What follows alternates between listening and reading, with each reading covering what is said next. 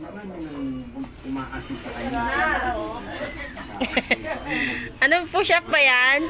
Hanggang sa nung tumakas siya, marami. Parang public official. Ganito lang.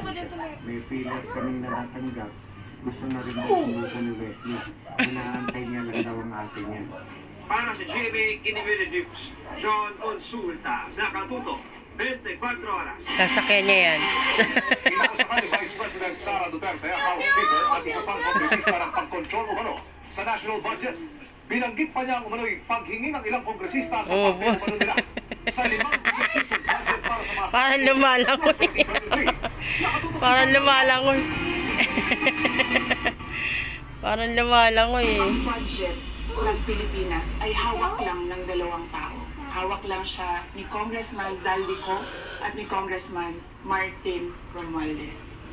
Yan ang aligasyon ni Vice President Sara Duterte sa ikalawang bahagi ng inilabas na video ng kanyang tanggapan laban kina House Speaker Martin Romualdez at House Appropriations Committee Chairman Zaldico. Dito ay dinetalya niya ang umanay issue sa national budget na isa sa mitya ng kanyang pagbibitin sa gabinete ni Pangulong Marcos.